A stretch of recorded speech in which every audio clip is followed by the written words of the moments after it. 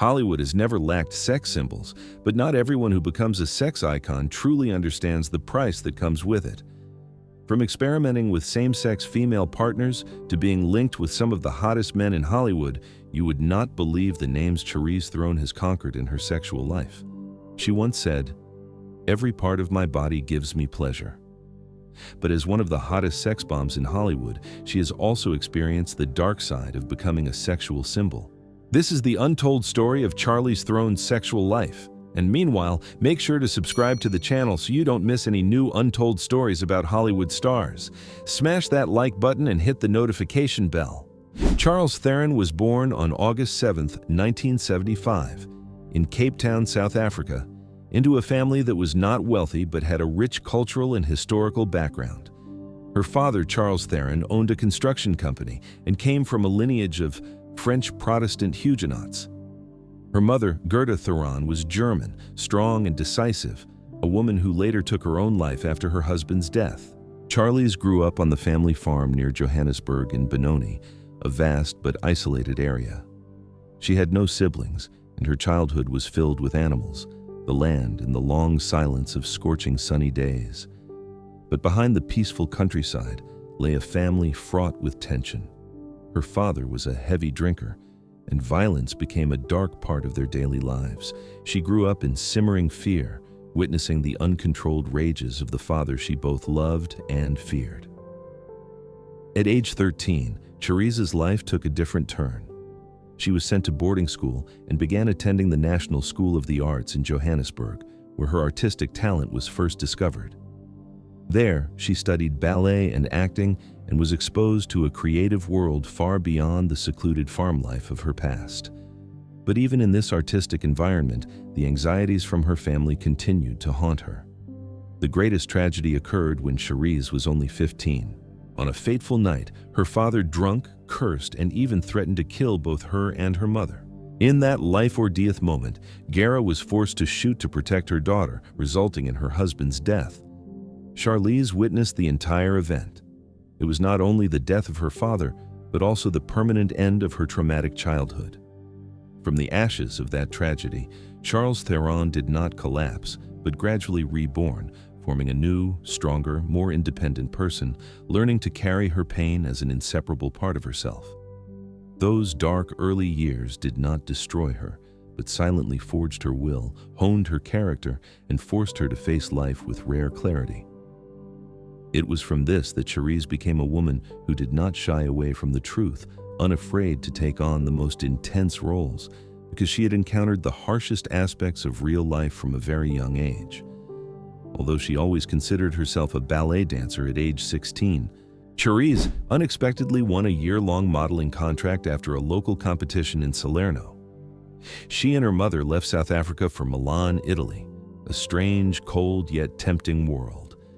For the next year, Charlize modeled across Europe, living in the spotlight of fashion, but still yearning for the stage. When her contract ended, she and her mother made a bold decision to move to the United States, where dreams and hardships went hand in hand. In New York, Charlize attended the Joffrey Ballet School, hoping to become a professional dancer. However, the harsh realities of life crushed her hopes. She lived in a friend's windowless basement apartment, struggling with loneliness, poverty, and mental pressure. Then came the devastating blow, a serious knee injury. In that moment, Charlize realized her body could no longer allow her to dance. Her shattered dream led to a severe depression. When her mother flew in from South Africa, she didn't try to comfort her. She simply presented a straightforward choice: either move forward or return home. And Charlize chose to move forward. In 1994, she arrived in Los Angeles with a one-way ticket her mother bought for her and only $300 in her pocket. The first months in Hollywood were a true fight for survival. She lived in cheap boarding houses, waited anxiously for each check sent from New York, and at times even secretly took bread from restaurant baskets just to get by. The breaking point came on the day a bank refused to let her withdraw money because she was not a United States citizen. Charlize argued and pleaded in desperation. That very moment changed her life. The man behind her in line was John Crosby, a talented agent. He not only helped her withdraw cash, but also handed Charlize his business card, opening a new door. Crosby introduced her to acting school, and from there, Hollywood began to take notice of the tall, slender girl with the distinctive voice and fierce gaze. The turning point came in 1995 when Charlize landed her first role in a horror film called Children of the Corn, The Three. A year later, her role as Helga in 2 Days in the Valley brought her real attention, both for her striking beauty and her intense on-screen energy. However, early success came with a dangerous trap. Being typecast, Charlize was constantly asked to repeat herself. The same type of character, the same seductive image. She refused the request, and that refusal made the road ahead infinitely more difficult. But Charlize understood if she accepted the easy path, her career would soon be over. That very choice shaped the Charlize Theron of the future. A woman who wouldn't compromise with fate, who didn't live off her looks, and who never chose the easy way out. In the late 1990s, when Hollywood was dominated by familiar female faces, a name that seemed like just a rising star unexpectedly stepped out of her comfort zone to touch the dangerous boundary between the spotlight and the shadows. Charlize Theron. Without fanfare or gimmicks, each of her roles during this period was like a sharp, cold slice, silently etched into the audience's memory. The first crucial turning point came in 1997 with the psychological thriller The Devil's Advocate. In this film, Charlize Theron was not simply a leading lady behind the male lead. She played the young wife of an unusually successful lawyer, a woman gradually drawn into a spiral of paranoia, loneliness, and mental breakdown. Starring alongside Keanu Reeves and directly confronting the mesmerizing presence of Al Pacino, Theron was forced into a highly stressful acting environment. But it was in this seemingly easy-to-swallow space that she shone in her own unique way. Fragile, haunting, and chillingly painful. The film was not only a commercial success, but also marked the moment Hollywood began to see Charlize Theron in a different light. No longer a beautiful model who had strayed into film, she proved herself a true actress ready to go beyond safe roles. Soon after, in 1998, Theron appeared in the adventure film Mighty Joe Young, playing the friend and protector of a giant mountain gorilla. This was a big, heavily invested project with a mainstream entertainment feel. But contrary to expectations, the film failed at the box office. For many young actors, such a setback could be the end. But for Charlize Theron, it was just a necessary step back, a pause before she took a bigger leap forward. In 1999, she appeared in The Cider House Rules, a deeply humanistic film set in Maine during World War II. The role as a young woman seeking an abortion in a society still full of prejudice was quiet and understated, not loud or overly dramatic. Yet, it required great subtlety and courage. The film succeeded both commercially and critically, further reinforcing Theron's position among the most serious rising actresses in Hollywood at that time. That same year, the image of Charlize Theron appeared frequently across the media. In January 1999, she appeared on the cover of Vanity Fair with the title White Hot Venus, presented as a new beauty icon of Hollywood. However, that spotlight quickly brought controversy. Just a few months later, Playboy published a series of photographs taken many years earlier when Theron was still an unknown model. The release without her consent led to a highly publicized lawsuit. Although Charlize ultimately lost on legal grounds, it was a moment when she realized that fame does not only bring opportunities, but also exposes artists to the harsh hidden sides of the entertainment industry. Entering the early 2000s, Charlize Theron seemed to enter a period that appeared to slow down. However, she continued to appear regularly in a wide range of projects such as Reindeer Games, The Yards, The Legend of Bagger Vance, Men of Honor, Sweet November, The Curse of the Jade Scorpion, and Trapped. Most of these films achieved only limited commercial success, and some were even poorly received. But when viewed more deeply, this was not a period of losing direction, but rather a time when Charlize Theron was quietly sharpening her craft. She chose to work with directors she admired, accepted risks, and accepted failures as well. As she herself once admitted, this was the time when she loved directors more than studios. These choices did not always lead to success, but they helped Theron build experience, resilience, and the maturity needed for a much greater turning point that awaited her. Charlize Theron's story during this period was not a journey of constant ascent. It was a rough road where success and failure were intertwined, where beauty could become a double-edged blade, and where a female actress had to continually fight to be recognized for her true abilities. Yet, it was precisely through these imperfect roles that Charlize Theron prepared for her later monumental breakthrough when she was ready to break every mold and become one of the most powerful and formidable actresses in Hollywood. The year 2003 can be considered a golden era in Charlize Theron's acting career when she completely broke away from the image of a Hollywood beauty and entered the ranks of the most powerful and daring actresses of that time. This was not merely a period of success, but the moment when Theron actively asserted her position on the cinematic stage amid the spotlight of fame, controversy, and roles carrying historical weight. Opening this landmark phase was The Italian Job, a highly entertaining heist film in which Theron played a cool, intelligent, and highly controlled safe-cracking technician. The film was a global box office triumph, helping her maintain her status as an A-list star and proving that Theron was not just a beautiful face, but also strong enough to stand shoulder to shoulder with Hollywood's leading male stars. However, that commercial success was only the surface of a bold turn that followed soon after.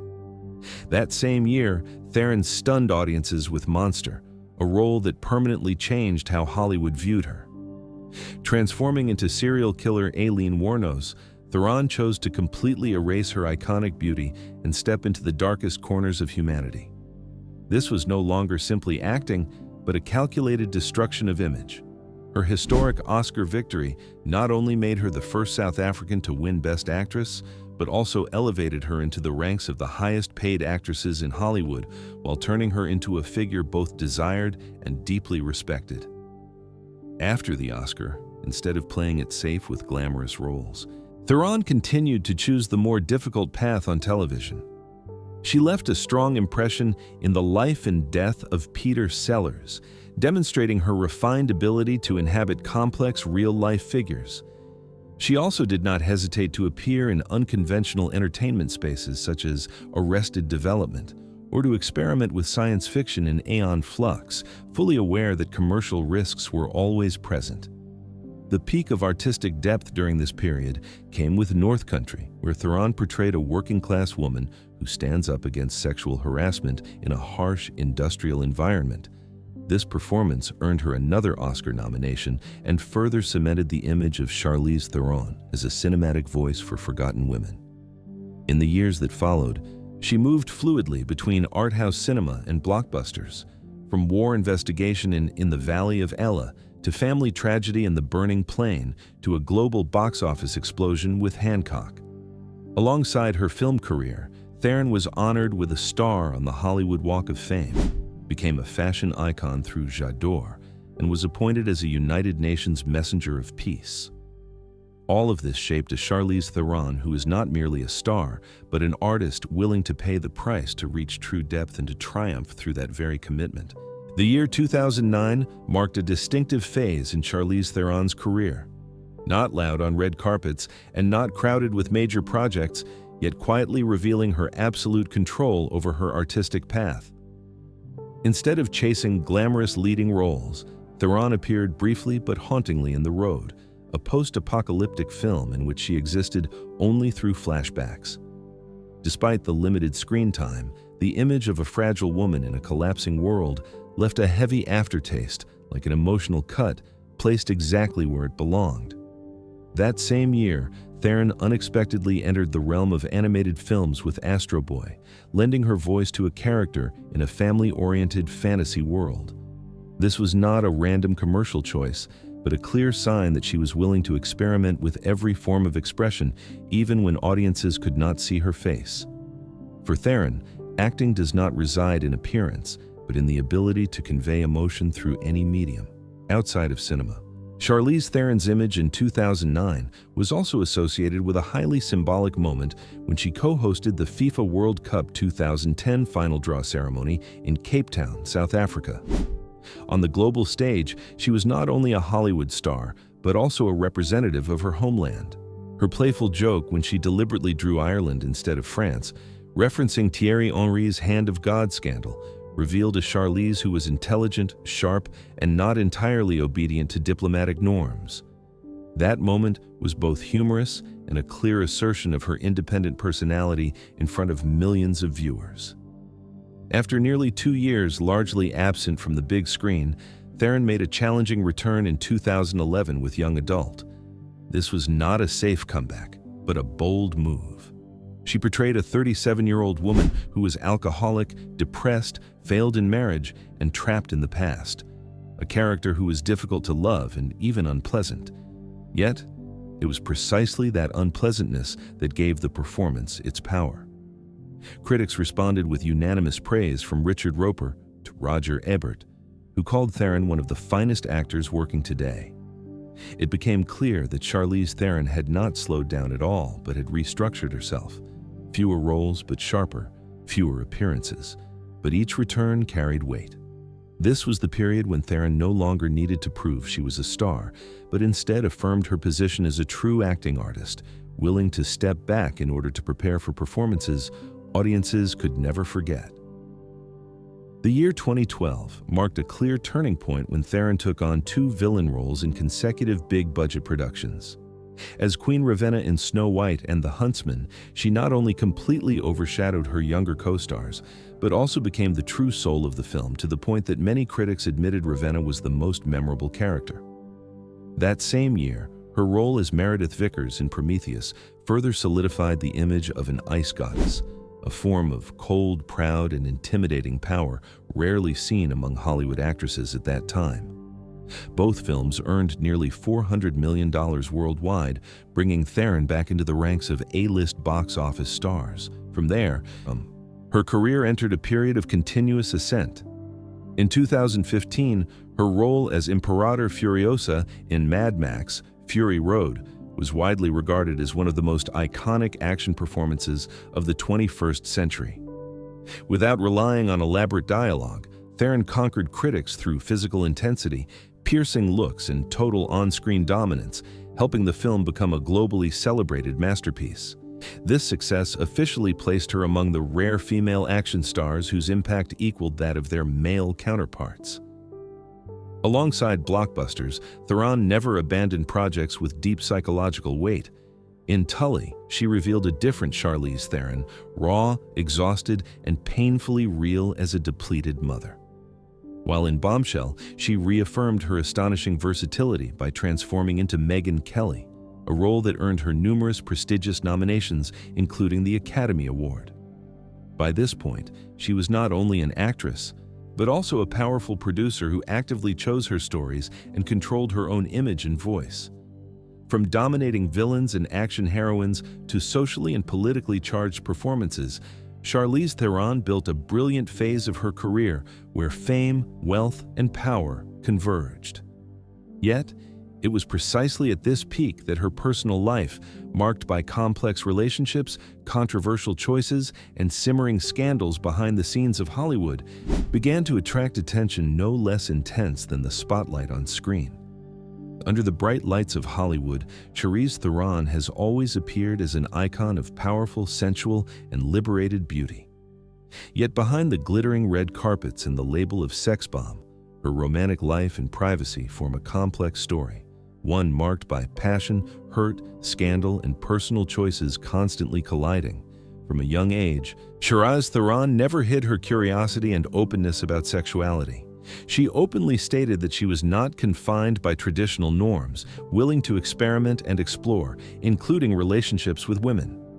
Her controversial remark, quote one, once set the media on fire. To the public, it was a bold declaration from a famous woman.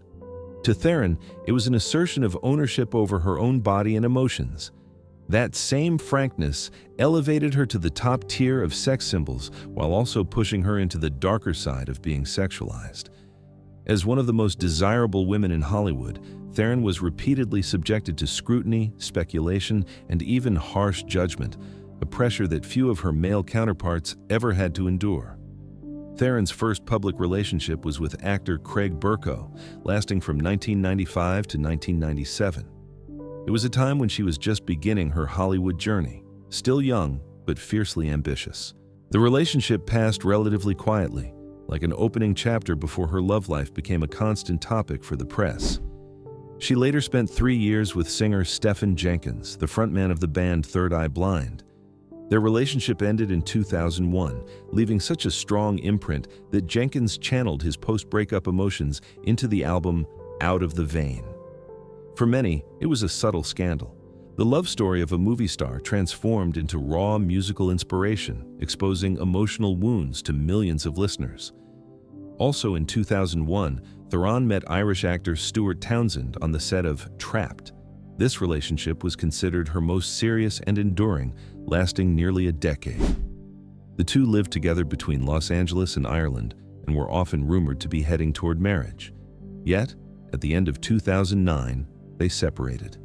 There was no wedding, no vows, and no public battles. For Theron, love did not necessarily need to end in marriage, and a breakup did not need to become a tragedy. In 2013, the name Sean Penn appeared beside hers, immediately igniting media frenzy. This became the most controversial relationship in Theron's personal life. Two strong personalities with turbulent pasts combined with rumors of engagement, power struggles, and conflict turned the couple into a media focal point. In June 2015, they split. Theron later denied the dramatic narratives created by the press, stating that there was no broken marriage, only two people who were no longer right for each other. While romantic relationships came and went, Theron chose a different path for her private life: motherhood. She adopted 2 daughters in 2012 and 2015, rooted in her long-standing concern for orphaned children. In 2019, when she publicly shared that her child Jackson is a transgender girl, Theron once again stood at the center of controversy. Yet, she remained firm in her belief that who her children are and who they become is not a decision made by their mother. It was not only an expression of maternal love, but also a declaration of freedom of identity. Alongside love and family, Theron has not avoided confronting past trauma. She revealed that she began therapy in her 30s to face anger rooted in growing up under apartheid in South Africa. That process of healing helped her understand herself more clearly, and perhaps also helped her love, leave, and choose her life with greater clarity. The private story of Charlize Theron is not merely a series of romantic scandals. It is the journey of a woman who dares to live honestly, dares to love on her own terms, dares to reject marriage when it does not fit, and dares to become a mother in her own way. Thank you for watching the program. The program comes to an end here. See you again in the next videos.